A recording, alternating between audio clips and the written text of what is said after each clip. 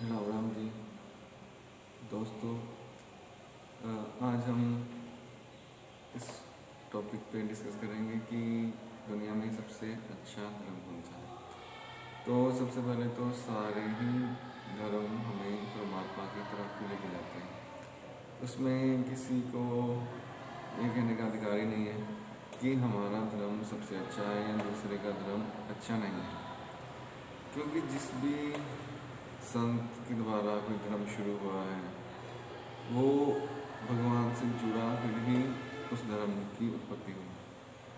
तो जैसे किसी जगह जाने के कई रास्ते होते हैं। दिल्ली है, यहाँ से दिल्ली जाने के लिए पंजाब से अलग रास्ता पड़ता है, यूपी से अलग पड़ता है, मध्य प्रदेश से अलग पड़ता है।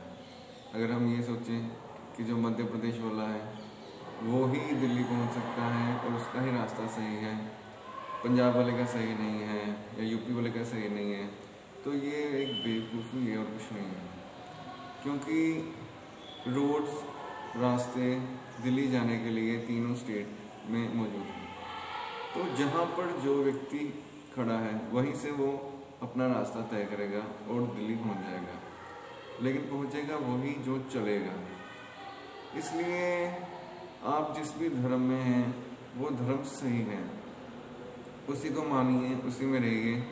धर्म परिवर्तन करने की ज़रूरत नहीं है किसी को भी, क्योंकि सारे तो धर्म परमात्मा की इच्छा से ही निर्मित हुए हैं।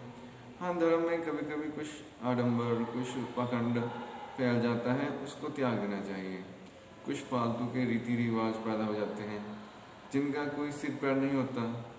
जैसे कि एक कहानी याद आ रही है मुझे कि एक बाबा जी थे, वो जब कथा करते थे तो उनकी पालतू बिल्ली उपद्रव मचाती थी, तो उनका ध्यान भटक जाता था।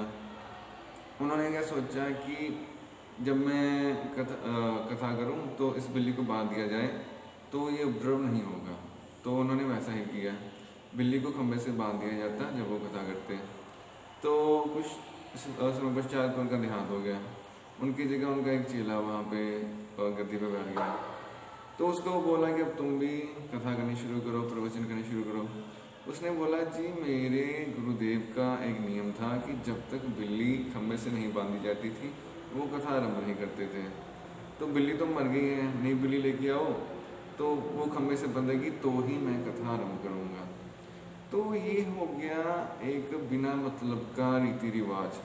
अब उसको इसके पीछे की तरफ पता ही नहीं थी, लॉजिक पता ही नहीं था कि बांधने का मुख्य उद्देश्य तो था कि ध्यान ना भटके, और तो अगर बिल्ली मर गई है तो नई बिल्ली लान कर बांधने का कोई मतलब ही नहीं बनता। लेकिन क्योंकि उसको इस बारे में पता ही नहीं था, इसलिए उसने इसको अंधविश्वास की तरह माना और अपनाया।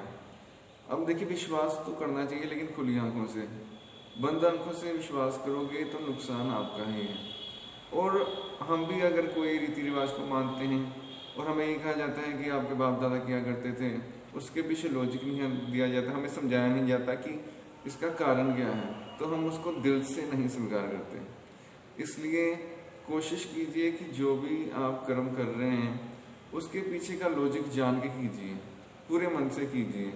अगर पूजा भक्ति भी कर रहे हैं तो क्यों कर रहे हैं, उससे हासिल क्या होगा, मन की शांति उसी समय मिल जाएगी, स्वर्ग मिलेगा, जन्नत मिलेगी, ये बात की बातें हैं। मरने के बाद तो किसी ने कुछ जाना ही नहीं है, जीते जी ही उसका मन शांत हो जाता है।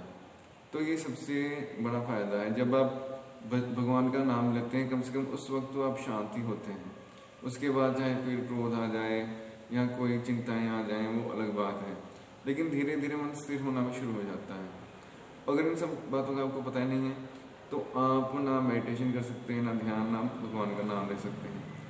तो मेरा यही सजेशन है कि जो भी आप कर रहे हैं उसके पीछे लॉजिक जानिए और किसी भी धर्म को ऊंचा या नीचा मत समझिए या किसी भी दूसरे धर्म की निंदा मत कीजिए।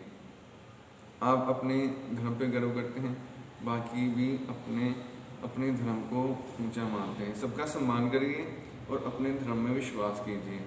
आपका धर्म जो भी है वही सबसे उत्तम है। बस जो कुरीतियाँ हैं, पाखंड हैं, उनको हटाना शुरू कीजिए और आपका जीवन सुखमय हो जाएगा। धन्यवाद।